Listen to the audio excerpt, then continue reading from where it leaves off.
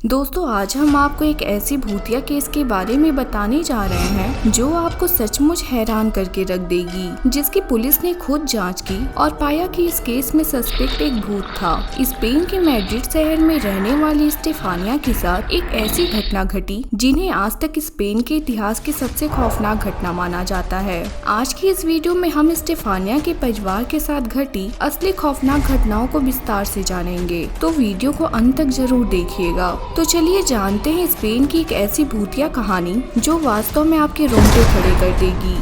दोस्तों, स्पेन का मैड्रिड शहर फुटबॉल के लिए जाना जाता है। इसी शहर में एक ऐसी अजीबोगरीब केस लोगों ने देखा जो आज भी रोंगटे खड़े कर देता है। कहानी मैड्रिड के एक 18 साल की लड़की स्टेफानिया गुटेरेस लजारो की है, जो स्पेन के मैड्रिड में अपने माता पिता के साथ एक अपार्टमेंट में रहती थी। स्टेफानिया की जिंदगी में 18 साल के पहले तक सब कुछ ठीक था, लेकिन कॉलेज जाने के बाद अचानक उसके बिहेवियर में बदलाव आने लगा। वह अपने भाई को देखकर गुर्राने लगती थी, तो कभी सांप के जैसे हिस हिस की आवाजें निकालने लगती थी, दीवारों को नाखूनों से नोचने लगती थी। उसकी इस हरकतों से घर वाले परेशान रहने लगे। उसके पेरेंट्स को एक दिन पता चला कि स्टेफानिया तंत्र मंत्र और काला जादू की किताबें पढ़ती है। यह सारा मामला 1990 का था। अगस्त 1991 में स्टेफानिया की हालत और भी ज्यादा खराब होती गई और तभी उसके पेरेंट्स मैड्रिड के गवर्नमेंट हॉस्पिटल में उसे ले गए और 3 हफ्ते तक इलाज चलने के बाद भी डॉक्टरों को कोई बीमारी नहीं दिखाई दी।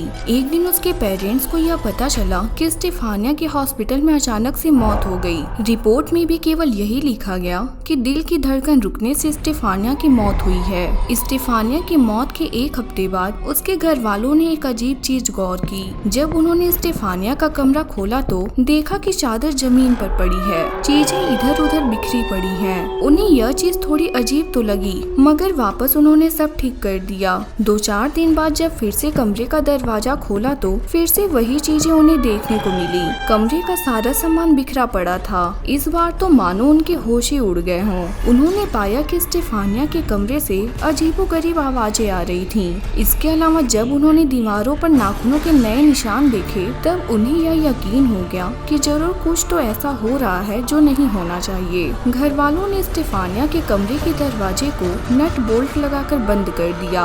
अगले दिन फिर से कमरे से वही आवाजें आने लगी और माँ माँ कहकर कोई पुकार रहा था। इस बार कमरे में जो नट बोल्ट लगाए गए थे वो सारे के सारे निकल गए और दरवाजा भी अपने आप खुल गया था। जब स्टेफानिया के पेरेंट्स ने पड़ोसियों से इस बारे में बात की तो पड़ोसियों ने भी बताया कि उन्हें भी रात में घर से अजीब सी आवाजें सुनाई देती हैं। उसके बाद जब कुछ पड़ोसियों ने हिम्मत की और रात में स्टेफानिया के घर पर रुके तो उन्होंने भी वही चीजें देखी और महसूस की। स्टेफानिया की मौत को 15 दिन से ज्यादा हो गए थे। तभी अचानक स्टेफानिया के कॉलेज की टीचर उसके घर पहुंची और बताया कि उसके दोस्त के एक बॉयफ्रेंड की बाइक एक्सीडेंट में मौत हो गई थी, जिसके बाद स्टेफानिया की दोस्त डिप्रेशन में चली गई थी। स्टेफानिया अपने इस दोस्त के बहुत करीब थी।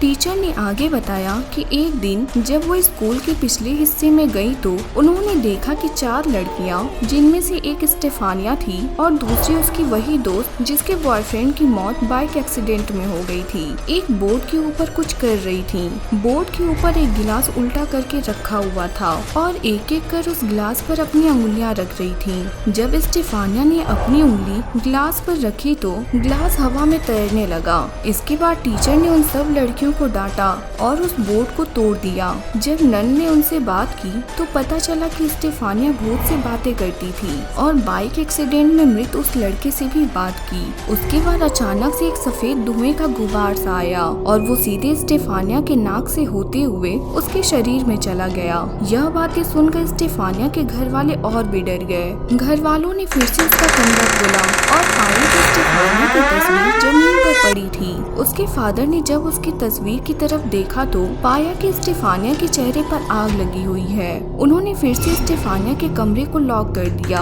अगली रात कुछ ऐसा हुआ जो पहले कभी नहीं हुआ। उस रात स्टेफानिया की माँ जब सो रही थी तो उनको लगा कि कोई उनके ऊपर चढ़ के बैठ गया है और उनका गला दबा रहा है। उन्होंने अपने आप को उस अदृश्य ताकत से छुड़वाने की बहुत कोशिश की और काफी देर बाद उस चीज को अपने शरीर से हटाया। इसके बाद रात 3 बजे के करीब पुलिस को कॉल किया गया। इस दौरान पुलिस के चीफ जोस पेड्रो के साथ 4 और सहयोगी पुलिस अफसर मौजूद थे। पुलिस अफसरों को भी ठंडी हवाएं और अजीब आवाजें सुनाई दी। स्टेफानिया के कमरे में घुसते ही वहाँ पर तेज हवाएं चलने लगी, लेकिन बाहर का माहौल बेहद शांत था। पुलिस वालों ने स्टेफानिया के घर वालों को समझाया और कुछ देर बाद वहाँ से चले गए, लेकिन पुलिस के दिमाग में यही सवाल घूमता रह गया कि आखिर माजरा क्या है। अगले दिन फिर पुलिस उनके घर पहुंची तो स्टेफानिया के फादर ने बताया कि वो अपने छोटे बेटे को राइट साइड वाले बेड पर सुलाते हैं तो वो हवा में उछलकर लेफ्ट साइड वाले बेड पर चला जाता है।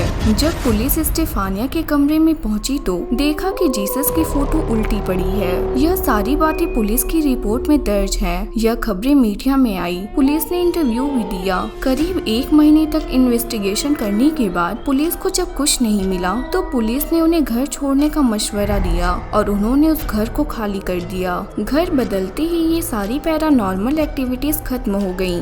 इस घटना पर एक फिल्म भी बनी हुई है जिसका नाम वेरोनिका है। यह मूवी आज तक की सबसे डरावनी मूवीज में शामिल की जाती है। कई लोगों का यहाँ तक मानना है कि कोई भी इंसान इस मूवी को पूरा अकेले नहीं देख सकता।